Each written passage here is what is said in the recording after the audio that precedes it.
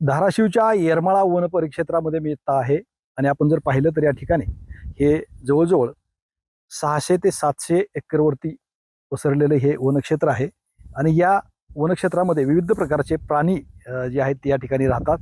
मात्र त्यांना पिण्याच्या पाण्याची सोय जी आहे ती अजिबात ह्या वनक्षेत्रामध्ये कुठे दिसत नाहीये.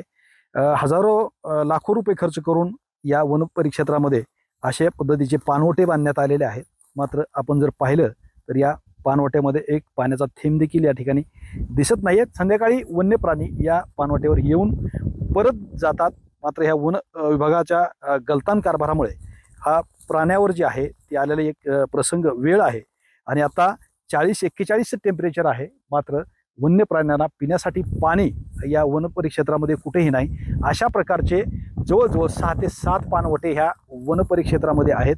काही पाणवटे तर फुटलेले आहेत, दुर्लक्षित आहेत. मात्र पाण्याचा थेंब देखील या वन परिक्षेत्रामध्ये नाही आहे. काही प्राणी उन्हाच्या झळा लागून चक्कर येऊन पडलेले सुद्धा आपल्याला या वन परिक्षेत्रामध्ये आढळलेले आहेत. मात्र वन विभाग जी आहे ती याकडे हलगर्जीपणा करत आहे आणि दुर्लक्ष करत आहे. या ठिकाणचे काका आहेत हे या ठिकाणी असतात वनामध्ये. काय करता तुम्ही या ठिकाणी? काय नाही, झाडाला पाणी द्या असतोय मी. पाणी देत आहे आणि ह्या ह्याच्या ओट्यामध्ये पाणी नाही का टाकत? पाणी आता हे यंदा टाकलंच नाही पाणी. वर्षा टाकत असते पण यंदा टाकलं नाही. आता काय साहेबाच्या काय त्यांनी काय मनात आलंय काय सांगता येत नाही. किती पाणवटे आहेत? पाणवटे यारमळा 6 आहेत, आपले 4 आहेत, 5 आहेत आणि उपळाई 2 आहेत. हा, त्यात कुठल्याही पाणी नाही. काय फुटलेले पण आहेत? फुटलेलं तर बरंच आहे. मी दुरुस्तीला सांगितलं होतं त्यांनी, दुरुस्ती गार्डर सांगितलं होतं मी, हे दुरुस्ती करून घ्या, पाणी पाखरे ही पेते ते, हरणं ही पेते ते. त्यांनी काय मनावर घेतलेलं नाही.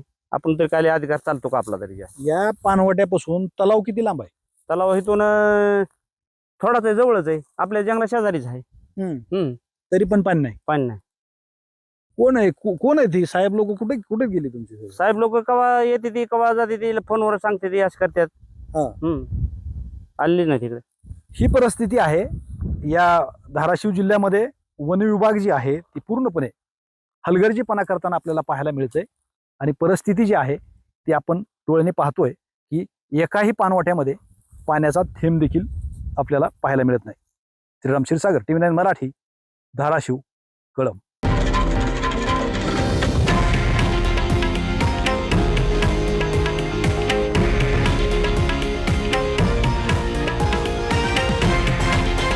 हे आहे देशातील नंबर 1 न्यूज नेटवर्क आणि आपण पाहत आहात TV9 मराठी, एकमेव.